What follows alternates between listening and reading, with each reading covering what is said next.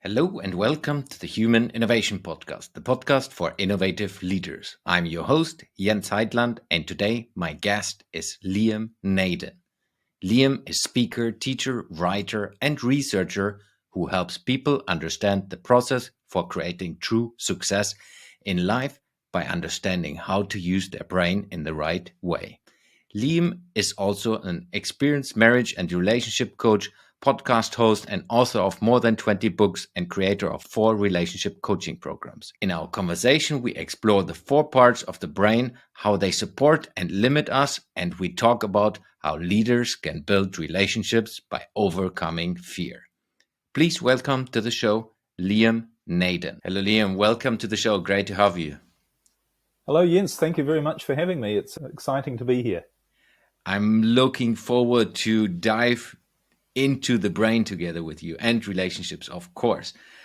But before we do this, tell us a little bit about how did you get to the topic and the power of the brain as a theme for yourself? Because what I found out with researching you, that was not a natural starting point where I would guess like you will end up in that world. No, well, that's right. Well, I started out in life, probably like many of your listeners, as a driven person wanting to be the most successful that I could be.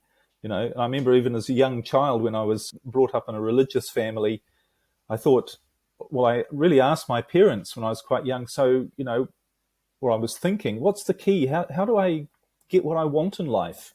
And the message I got back was you pray. You go and you pray to God for what you want and God will give it to you. So being the feisty child I was, I really tried that out. And I went to church every morning at 6 a.m. in the middle of winter for a month to ask God for one specific thing. And I think it was something like to win a competition at school. Because I thought at the time I think I was 8 or 9 years old, I thought, I'm going to try this out. I'm going to ask God, if this works, I'm going to see if it does. I didn't get what I wanted, but it got me along. It was just an early example of always trying to figure out, what's the secret? What's the answer? How can I be the best that I can be?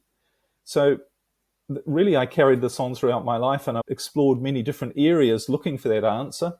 I went to university because somebody told me, get an education. That's how you get to be happy and successful.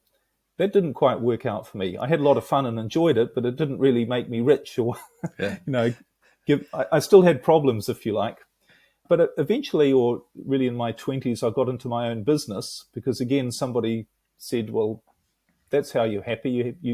You set up your own business, make lots of money, and you'll be happy and successful. So I did all of that. And in fact, I've had 18 different businesses in my life now. I've been a real entrepreneur, and a lot of them very successful and some of them not successful. But what I found was, as I went through my life, and I was, in addition to running these businesses and doing all of the things you need to do to, setting big goals and working hard and looking for opportunities to grow my business, I was also studying business courses. And then I got into studying personal development, and I went to all sorts of seminars and read all these books and went and did courses. And I just did so much stuff alongside working on my businesses. And I did actually achieve a lot of success on the outside. I was a multi-millionaire. I was able to travel and lived in a really nice home and do lots of great things. But one thing that was part of my life as well was a lot of stress and problems.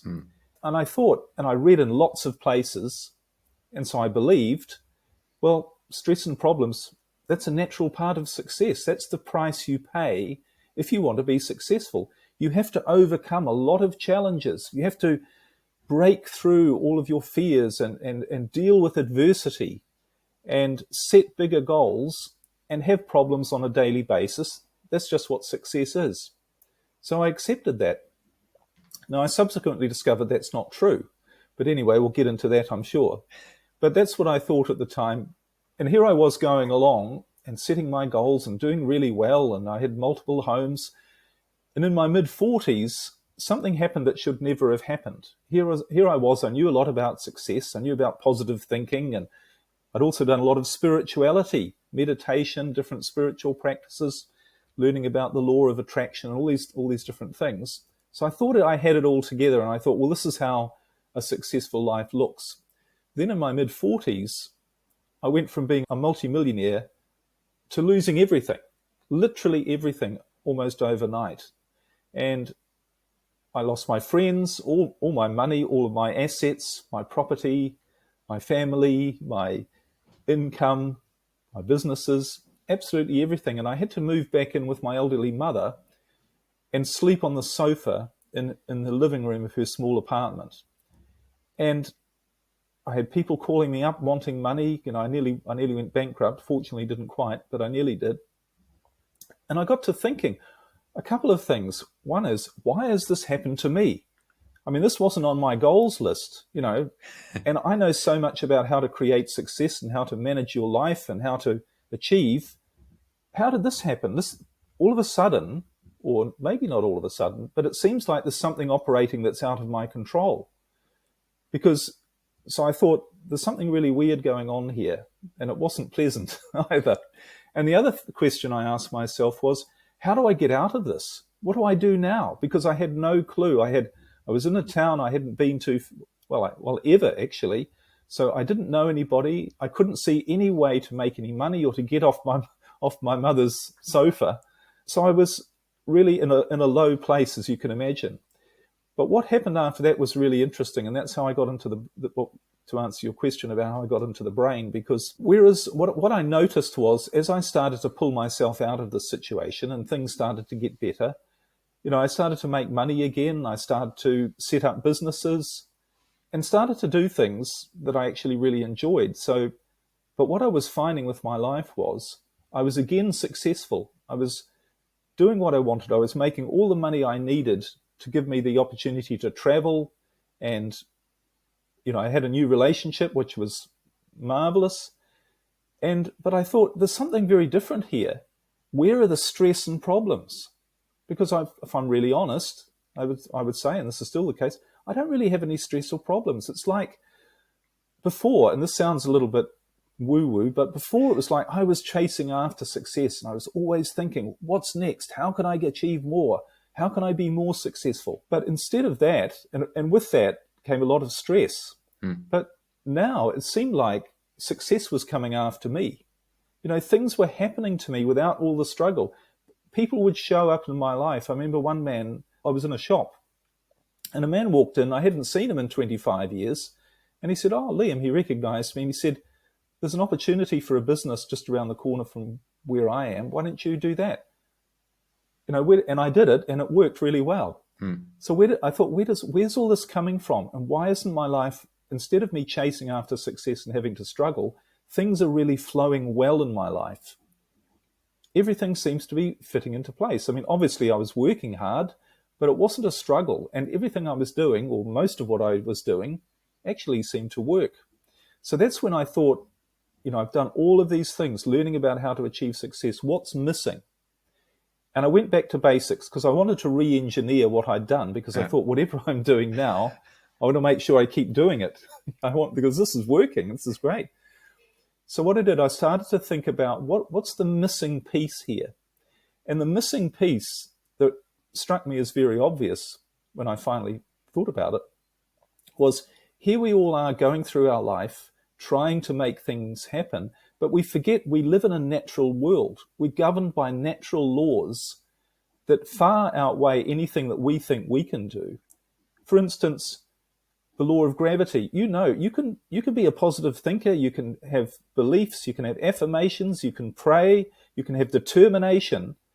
But if you still think that if you walk off a 10-story building that you're not going to go down, you can say to yourself, I'm going to fly. It's just not going to happen. Yeah. So there are laws that are governing our behavior. They're the laws of nature, laws of physics as well.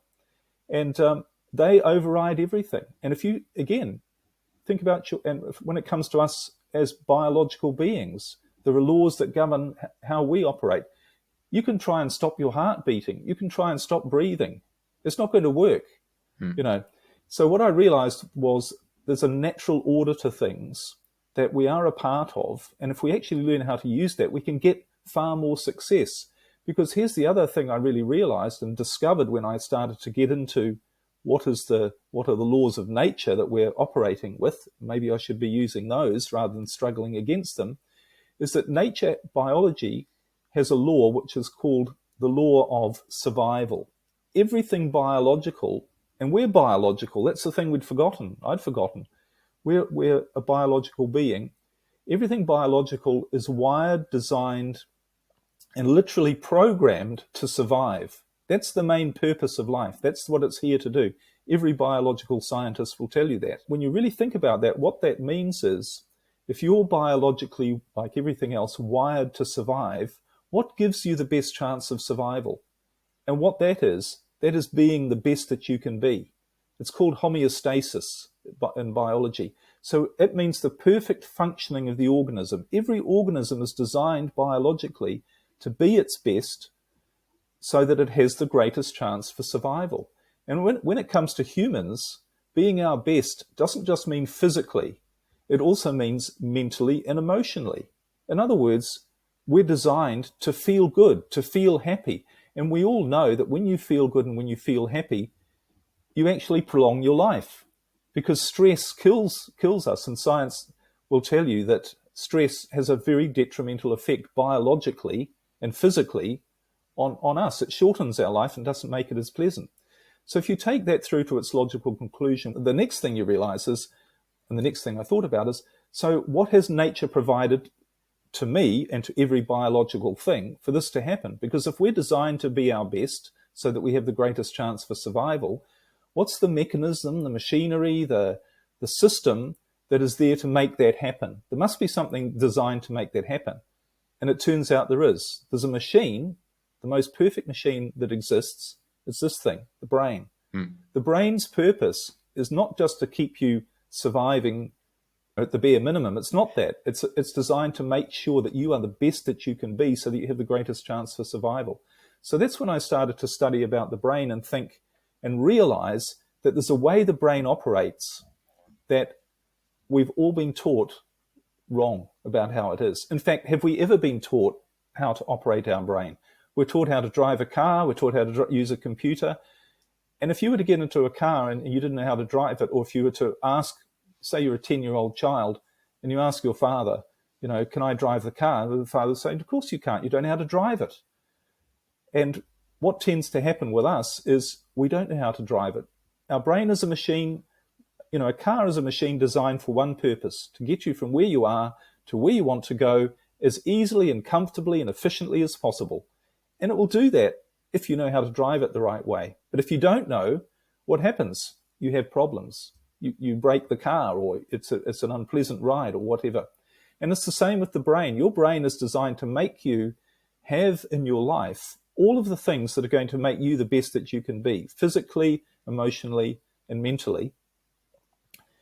But if you don't know how to use it properly, what's going to happen? What happens with any machine? You're going to have problems. And what I really realized, and the obvious conclusion, is if you've got problems in life, and what is a problem? A problem is something that doesn't make you feel good. If you have problems in your life, think that they are harming you on a physical level, they are harming your chances of survival. So therefore, not only are they not natural to have problems, but you're going against the use of this machine of your brain. You're using it wrong, which is why they're there. And that's what's led me into all my work. And the more I researched this, the more I saw that all of science, all of philosophy, all of religion is teaching the same thing from different angles, that it's how you use this thing between your ears, this machine called your brain, that's going to determine your life. And there's a way to use it to ensure what it says in the Bible, where you don't need to worry about what you shall eat, drink, or wear. It'll all be provided for you. So that's how I got into the brain. Fascinating. So when we put ourselves back into the time where you were rock bottom and got started, I think that's a place where, if we think about startup founders who are listening to this, who are just getting started, they might not be mentally in that stage, but they're in that stage what you described. And I can tell you, for me, it's the same, which is the physical, mental stress. I need to push things through.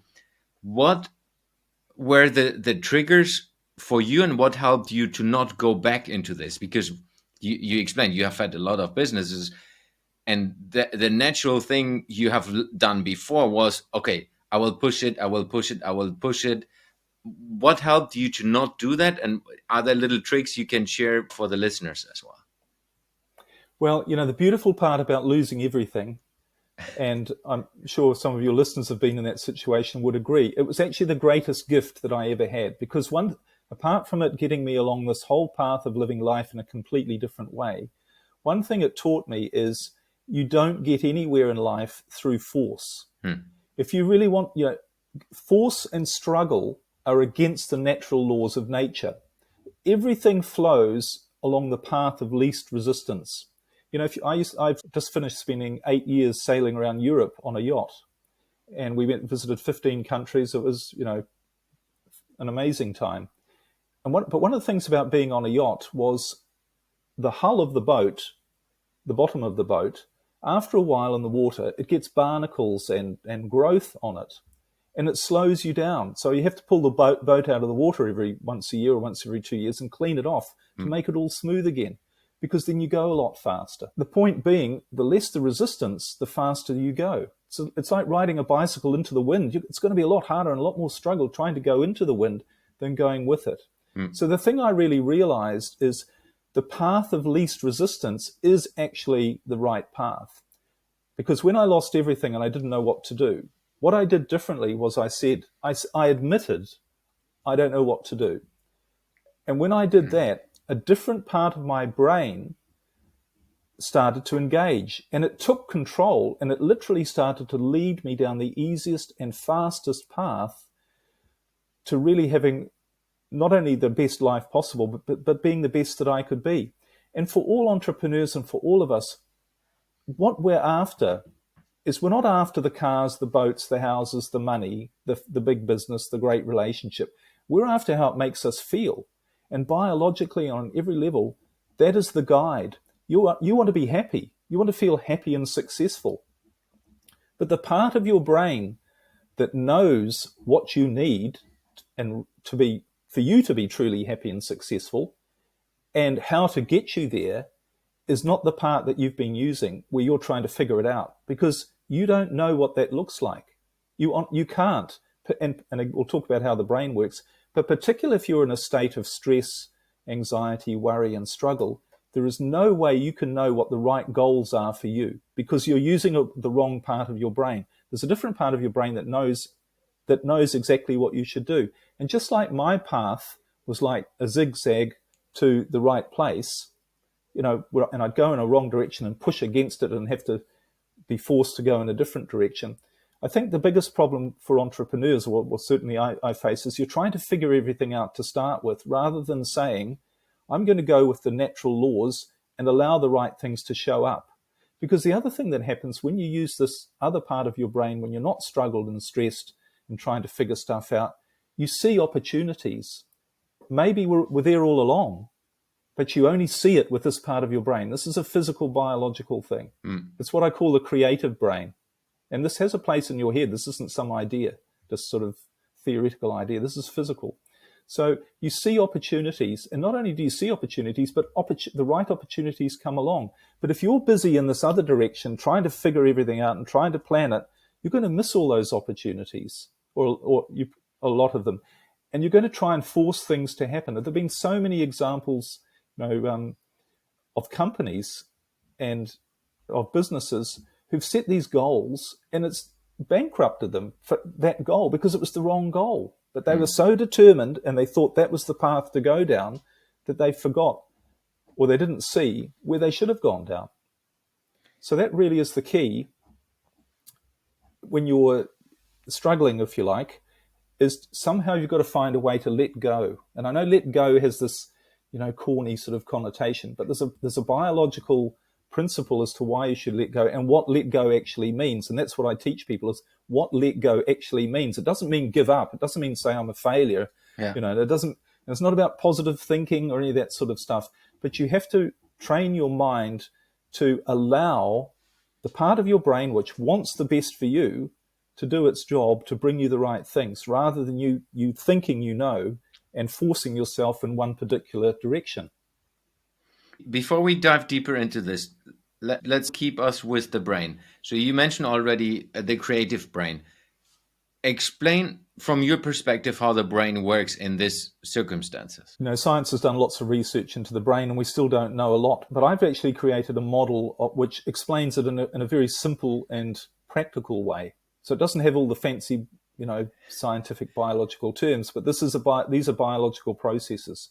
And essentially, I've broken the brain down into 4 parts. The first part is your thinking brain, and this is where all the information that's coming at you throughout your life and every moment through your senses, you're labeling it, you're putting language, you're describing it, and you're storing it as information in this part of your brain. Then there's your emotional, your feeling brain, which is obviously, as the name suggests, responsible for how you feel. It creates emotion in you. The third part of your brain is the survival brain, and this is actually an automatic part of your brain that is managing your survival on a moment-by-moment basis. So it manages all of your automatic functions, your breathing, your heart rate, all of your organs, all of your bodily functions. And it also, in your survival brain, has another very important weapon or a tool, which is your fight or flight mechanism. And the purpose of the fight or flight mechanism is to protect you and be a weapon against the very odd time in your life when you might be faced with a threat to your physical survival. So it's like for an emergency. It's an emergency button, if you like, or tool to fight. So we don't need this very often these days because we're not faced by many threats to our survival. But maybe going back 20 million years or whenever, when there was a lion behind every rock, we needed that a lot more. But maybe you only need it once or twice in your lifetime. But that's what it's there for, is to deal with a threat, an immediate threat to your survival. And the fourth part of your brain is the part I've just mentioned earlier, your creative brain. In your creative brain, when you activate that, you have clarity of thinking. So if you've ever been in the situation where you go, I see something new or that I didn't see before, I see the right answer to that problem. I see what I should do. I should not do that. I see it really clearly. That's your creative brain at work. It's also when you get inspiration and new ideas, and this happens to business owners and entrepreneurs, doesn't it? You're wrestling with a problem, and then you wake up one day and out of the blue, you can suddenly see, that's the way to do it. Yeah. Or you see some new opportunity, something comes to you, some new idea. This is all your creative brain at work. It's your imagination, your creativity. Artists and musicians and composers have described this part of the brain. Composers have said things like, I just heard the music and I wrote it down. I don't know where it came from.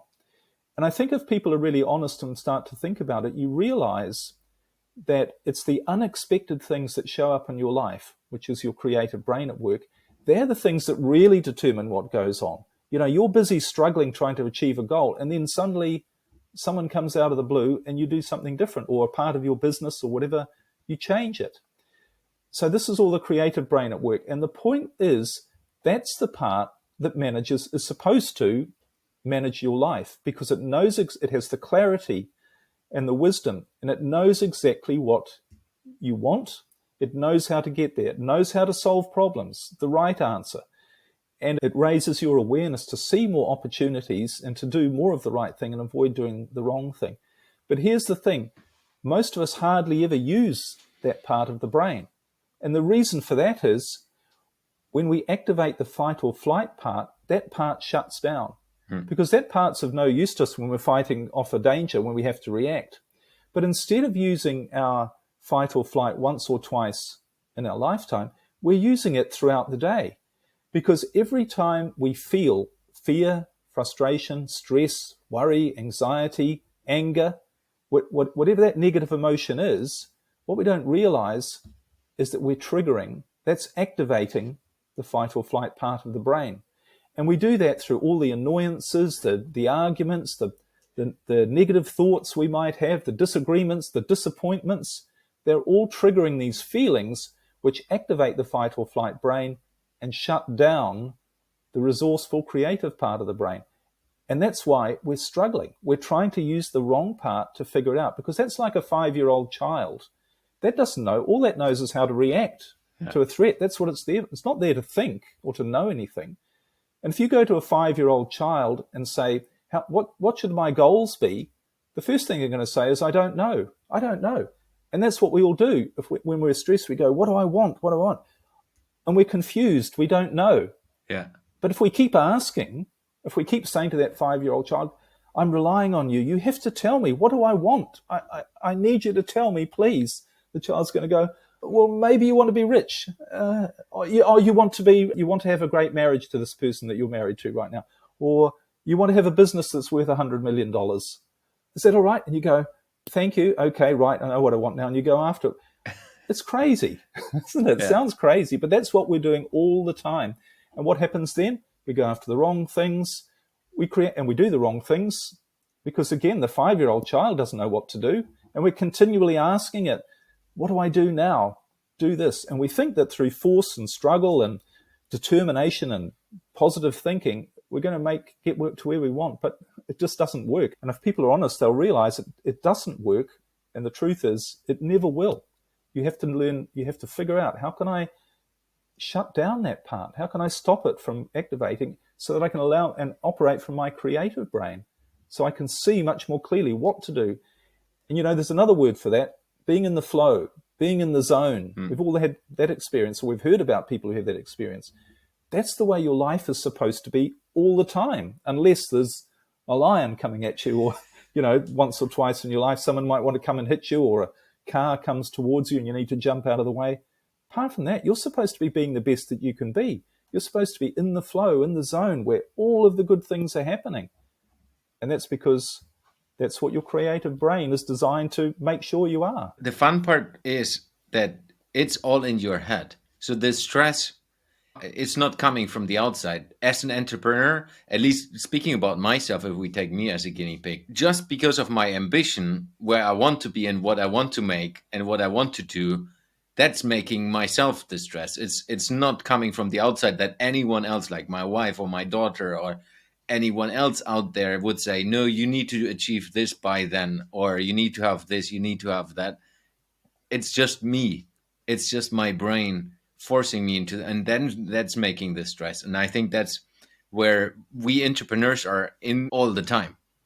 And then you get up at 5 in the morning, start working, and you finish at 11 in the evening, and you're still under stress. And then the creative brain most probably is not at all working during the day. And then it's maybe popping up in the night, and then you wake up and you have a good thought. Absolutely. And you get to you achieve your goals. I used to think, if I could make $100,000 a year, my life would be so amazing. I would be so happy. It would be perfect. I got to that, and then I thought, if I could only make $200,000 a year. Exactly. And you just keep going. And you get to the point of realizing, how much money do I have to make to be happy? And you realize you're on the wrong track. That's the wrong game. You're playing a game with rules that you can never win. And the rules of that game are, you always have to have more, but you cannot be happy with what you've got. Yeah. So that's a crazy game to be playing. But unfortunately, that's what most people are playing, because that's the way they think it works. That's the only game they know how to play. Yeah. And that's why they get to later in life, or a lot of people that I talk to are like me, a bit older, and they're at the stage where they're thinking, is this all there is? Why can't I be happy? There's got to be something. It's not just about making more money. I know how to do that. I've got all the money I need. I've got the houses I need. I've got all the freedom. Why aren't I happy? And what am I missing?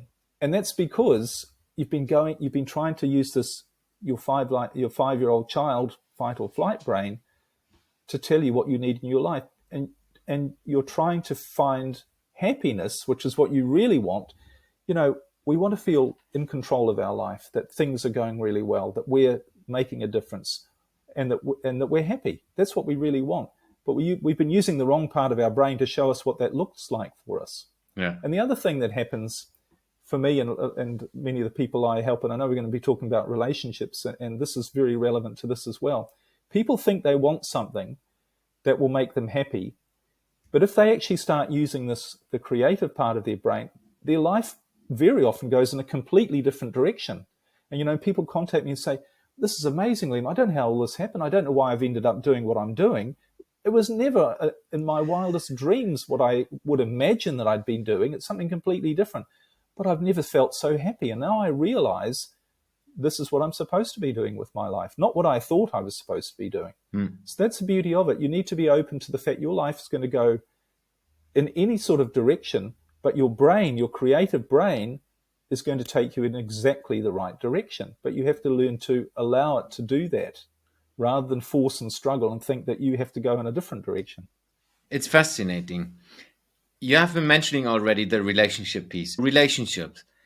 Let's look at this from a leadership aspect. I know you work with a couple of different angles, but I think let's start to get into that from a leader's perspective. How do we get from the brain towards building relationships in a different way? Let's focus maybe on healthy relationships as a leader. Well, when you think about, we all want great relationships. If we're in a marriage or even a business relationship, we don't want one to be filled with miscommunication and struggle and problems and stress. We want to have a great relationship. And coming back to a personal relationship or a marriage, if you like, is you want to be with somebody that makes you feel great. That you can totally trust, that who totally trusts you and who looks you in the eye and says with their eyes, you are the most wonderful person in the world. I am so lucky to have you in my life. That's what you want. So what do you have to do to achieve that? Well, one clue is to look back at the time. Has there ever been a time in my relationship with the person I'm with where I really felt totally loved by them? And I looked at them and I didn't see any of the faults. All I saw was the most amazing person. And we were communicating well and there weren't any problems. And we weren't working on the relationship and trying to figure out how to fix problems. Was there any time like that? Yes, there was. When we first got together, that's when it was magical. It was all, I just thought they were great. They thought I were great. We didn't worry about the imperfections, whatever. We were just in awe of each other and having a lot of fun. So what's the one difference between what was happening then and what's happening now when you've got all those problems and stress and trying to figure out how to make this relationship work? One word: fear. You weren't afraid then of the consequences of the relationship not working. You were just enjoying yourself. You weren't afraid of that if you said something, it might be construed the wrong way. You weren't afraid that if the other person said something that it might be construed, you might take it the wrong way. Because if something like that happened, you would say, what did you mean by that? Oh, okay, I understand. Okay, that's fine. Yeah. You wouldn't get all upset by it. And you also wouldn't second guess what everything kept meaning. Oh, they're talking to someone else on their phone or on Facebook or something. Oh, does that mean they're having an affair with somebody else? And we've got all these problems and things aren't so good. So the thing about this, the word fear, is that's what leadership is. Leadership is lack of fear. Leadership is having clarity that you know exactly the right things are going to happen at the right time. You are in control, not of everything else, but of yourself. Yeah. And you trust yourself and you say, I know the right thing's going to happen.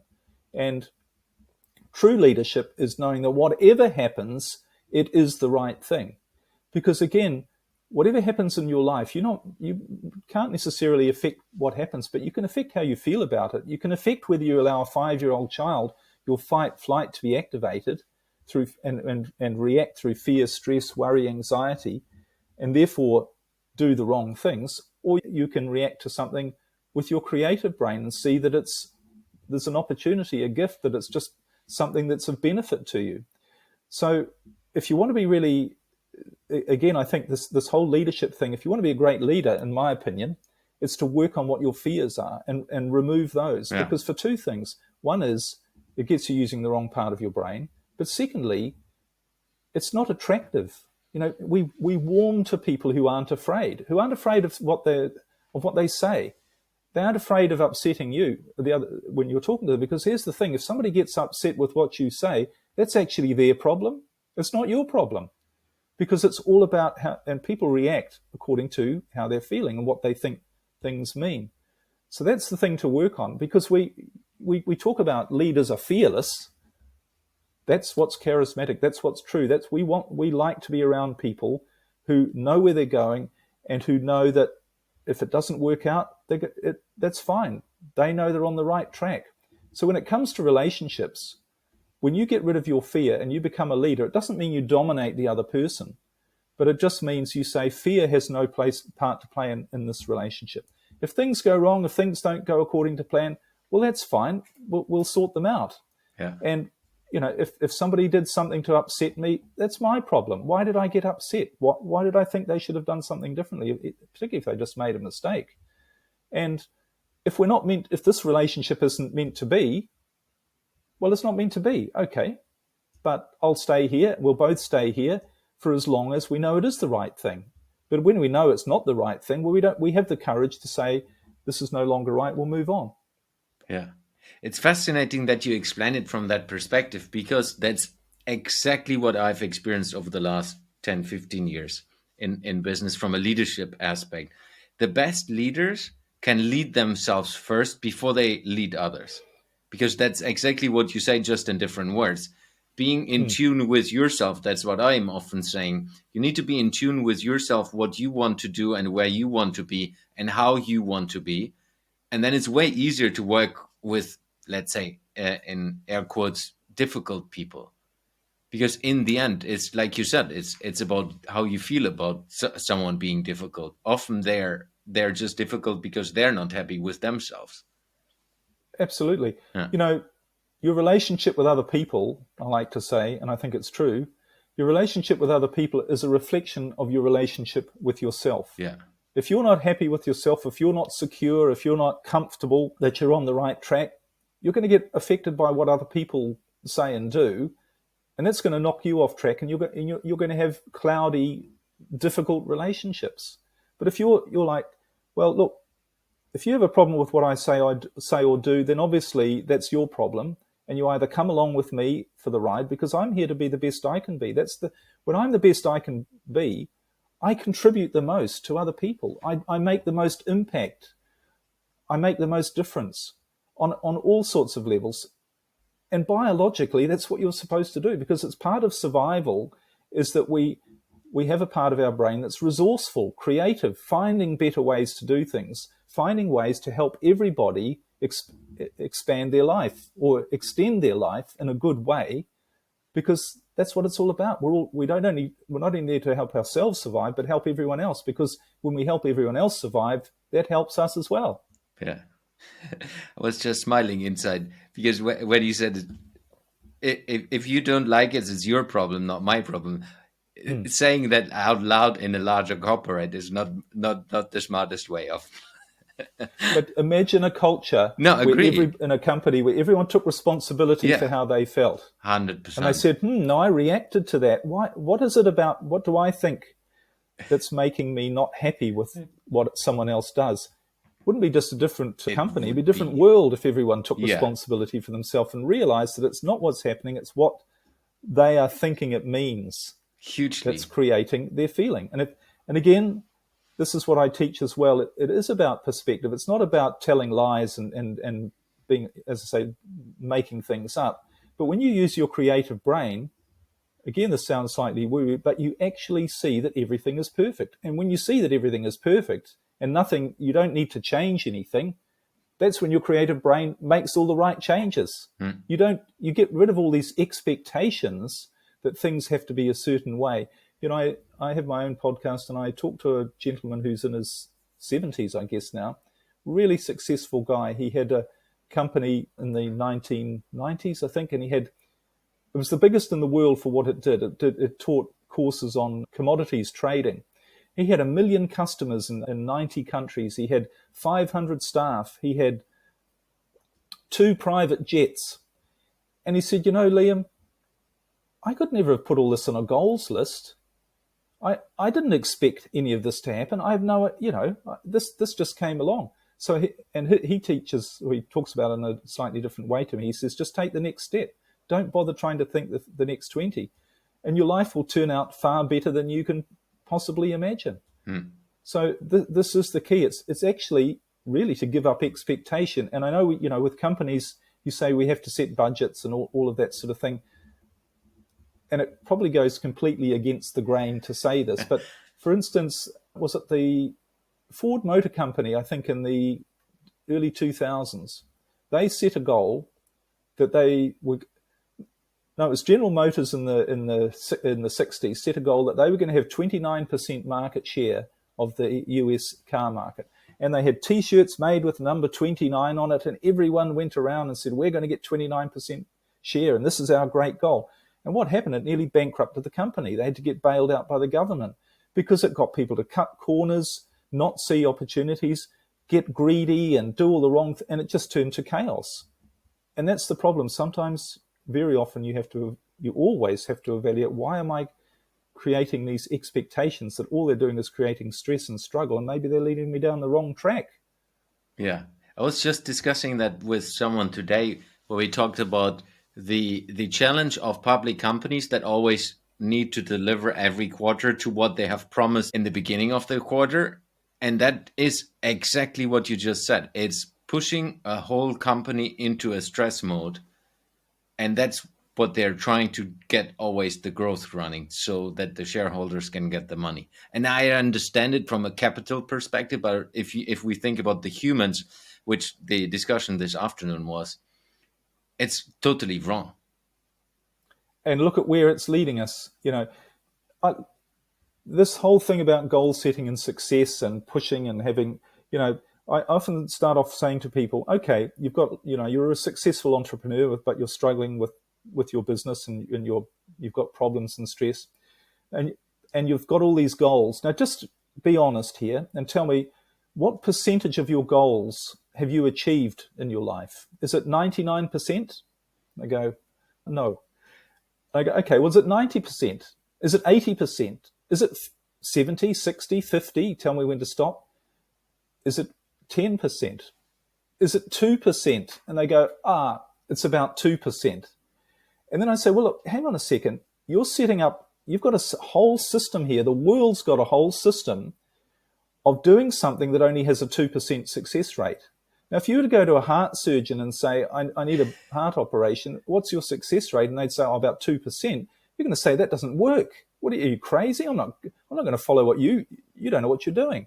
But we all have this idea that's been drilled into us from the day we were born, that goal setting is the way to go. But if it only has a 2% success rate, there's something wrong with it.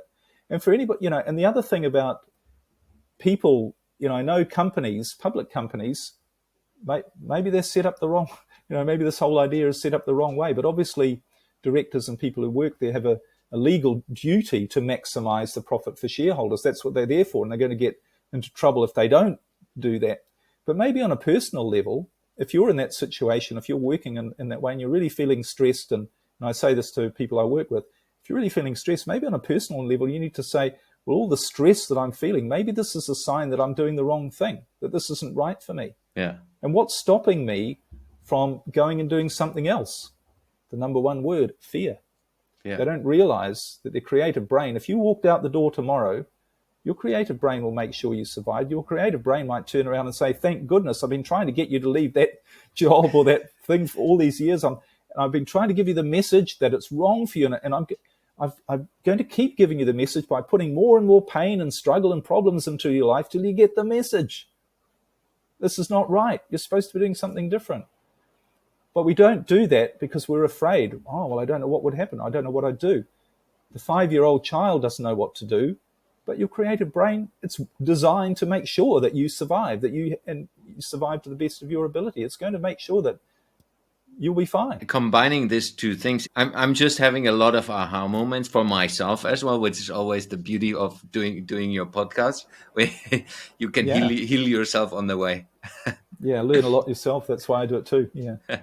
Because one of the things, and we haven't talked about that yet, is not just the work relationship in general. And you work a lot with marriage and marriage counseling. For example, you have brought out your book.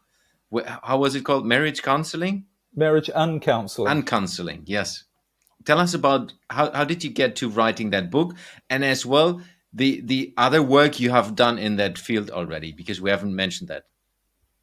Well, marriage uncounseling is really my approach to relationships in the way that I've been talking about, or we've been talking about, which is, if you're going to focus on the problems, because what happens when you go to counseling? You say, we've got problems in our marriage. Let's go to a counselor, and the counselor sits down with you and you focus on the problems. How can we solve the problems? Like our communication isn't good, or our intimacy isn't good, or we're having all these arguments, or he's had an affair and I can't forgive him for it, or she is having an affair and I don't know how to get her to stop it. Whatever it is, you focus on the problems. And when you're focusing on trying to fix problems, you're using your fight-flight brain. You're feeling all stressed and you're saying, we need to fix this problem. So all that happens is you end up with more problems, because that part of your brain doesn't know how to solve your problems. All it's going to do is get you more confused. And many people who've come to me, most of the people who've come to me have said, unfortunately, we've been to counseling and it didn't help, and it pretty well made things worse. And I realized after several years of people telling me this, that it's because people are using the wrong part of their brain trying to figure things out. So marriage uncounseling is about saying, you've got to focus on something, not focus on the problems. You've got to focus on the solution. And what is the solution? The solution is not a happy marriage. The solution is you feeling good. Yeah. And you want to wake up in the morning with somebody who's wonderful, makes you feel wonderful and excited. That's what you're looking for. It might not be the person you're with, but if you allow fear to stop you from or to keep you focused on trying to solve the problems in your marriage, it's never going to work. You need to because what happens when you focus on how you feel and letting go of your fear, sometimes your marriage will be absolutely transformed, and you'll be in this relationship, which is the relationship you want, which is there's no fear attached. Hey, you did something wrong. We all do something wrong. That's not a threat to my survival that you went and had an affair with somebody and it was a mistake you made. Okay, I can forgive you for it. Let's get on with it and let's enjoy life. Or other times, so it makes marriages much healthier when there isn't the focus on the problems. But other times it's people realizing, hey, I've been in this marriage for 30 years and I've been struggling and I can see it's just not the right thing for me. So I'm going to give up my fear and worry about what might happen. I'm going to end it. And I'll go and find somebody else better. In all of those situations, everybody wins. Everybody. Because everybody either learns the lesson that you can't, force somebody else to do something that they don't want to do, or you shouldn't. Or the whole key to your happiness is to let go of fear and just let your creative brain take you in the right direction. And many people have contacted me sometimes years later and said, oh, Liam, when I finally got that, I've been struggling with my marriage all this time. And when I gave up on it and I said to my wife, this isn't working, we've got to end this, that's when her attitude changed. And she said, oh, no, I don't want to lose you. I know, and I'm really sorry. I know things. Let's heal our marriage. Or they have ended their relationship and they've gone on and found someone better, and they contact me and say, I never realized that. I don't know why I struggled for so long. This, if I'd only known that this was going to happen, and life's so much better. So that's what marriage uncounseling is. It's about not focusing on your problems. It's focusing on the real problem, which is your fear, letting go of that and allowing your creative brain to bring you all the right stuff. Just like you did when you started out in your current relationship. You felt great. There was no fear attached. Yeah. And you let things go the way they did. And I think there, like we discussed before we started recording, there are a lot of similarities in leadership relationships, because in the end, it starts always with yourself. And absolutely. If you're capable of learning to do that with the brain, then you're growing as a person, and then as a person, you will be successful in whatever you're doing. Yeah, fear is the enemy, and even the Bible. A lot of people are Christians. I was brought up a Christian. I'm not a practicing Christian anymore, but it's the greatest, or one of the greatest manuals on how to use your brain that exists, because it says there more than 360 times, be not afraid. Do not be afraid. Trust. Now, it doesn't say try not to be afraid, try not to worry. It also doesn't say, set your goals and, and work towards them. It says be not afraid, because when you're afraid, you're activating the fight, flight, survival part of your brain. And that's not how you're supposed to operate. You're not activating the intelligent part of your brain. Yeah. So that's why it's saying to you, whatever you do, don't be afraid. Find a way not to be afraid. And it keeps telling in the Bible, have faith, trust everything, give no thought for tomorrow will take care of itself. Do not worry about what you shall eat, drink, or wear. It will be provided for you. And if you look around the rest of nature, this is how nature works. Everything is provided for in nature. If you get I never used to do this, but if I didn't have time to get into the real world, but if you go and sit out in a park and you look at birds or you look at insects or anything, you look at life, you see this just perfect balance. If a bird needs food, it sees some food and it eats it. It's not stressed and worried and trying to figure it all out. I really learned this when I was sailing around Europe on a boat as well. Birds and nature, and it's all just works perfectly. We're the only ones, nature, I read it recently, nature has a 98% success rate. There's the odd thing that doesn't do well, tree planted in the wrong place or storm comes and washes things away. But most things, if you're at 98%, it's all working perfectly. But humans have a 98% failure rate. Why is that? We're not using this natural thing the right way. We We're not in overthink harmony it. with the way things work. Yeah. Let's use that to get into the last part of the podcast where I'm asking questions that might be related, but might be as well not related, depending on your answer. So if you could work with a project that is impacting every human being on Earth, what project would you work with and why would you like to work with that project? Well, I guess just something that teaches people how we're really supposed to live, how you are a natural biological entity. I mean, there's more to us, but there's a biological part, and it's really quite simple, and you just need to learn how to use this machine the right way. Yeah. What advice would you give to a young innovator that's just getting started? Learn about yourself and who you really are, and realize that your number one enemy, because when you do learn about who you really are, and how you operate and how your brain operates, you realize your number one enemy is fear. So that's the only thing you need to focus on, is how can I eliminate my fears? And I'm not talking about doing something that seems a little bit risky or makes you anxious. That's not real fear, but there's a part of you that knows whether it's the right thing or not. And when I started out, I was always doing things that on a gut level I knew were wrong. So I'd set up a part of my business, or I'd employ somebody, and I think if I was really honest, I'd say, "Oh, this doesn't feel right." But I overrode that part and thought, "Well, I need somebody, or I need more, or more importantly, I'm going to make it work. It doesn't feel right, but I'm going to make it work. I can make anything work." We hear this all the time. You can achieve anything. You can make anything work. It's just not true. All that does is create false expectation and stress. So I'd say to myself, if it doesn't feel right, just don't do it. Now, obviously, when you're young, you're not as when I was young, I wasn't good. I didn't know this, and I wasn't as good at being aware of what felt wrong. But that's really the key, because it's going to trip you up. You're going to, hopefully you won't be like me. You lose everything eventually when everything catches up with you and it all just collapses. Yeah. But you're always going to find that it's the wrong thing. And I used to have a sales company, and I spent 80% of my time with the salespeople who were producing 10% of the result. I didn't spend time with the good ones, which is what I should have done, but I kept going, I've got to get this person working better. And, how can I get them to see how to be a better salesperson? When they just weren't salespeople, they were in the wrong job. They didn't like it. I didn't like it. So when you let go of your fear and you start to go with your gut feeling, you're going to avoid all of those problems, because a lot of those problems are ones you make. Most of the problems you have are ones you've made yourself by doing the wrong thing, because you went against that little voice that knows what you should do, because you were afraid. You were afraid that something else wouldn't come along, or that you wouldn't be successful, or whatever. Yeah. Liam, where can people find you? How can people reach out to you? Well, I have a website, which is just my name, liamnaden.com. I've got a lot of stuff there, but people can contact me through that if they'd like to learn more. But I have a podcast about the brain. I have another podcast about relationships, and my book, Marriage Uncounseling, of course, and a lot of other things. But that's the place to get me, liamnaden.com. Yeah, I will put everything, and as well your social media profiles, into the show notes so people can straight away get to you.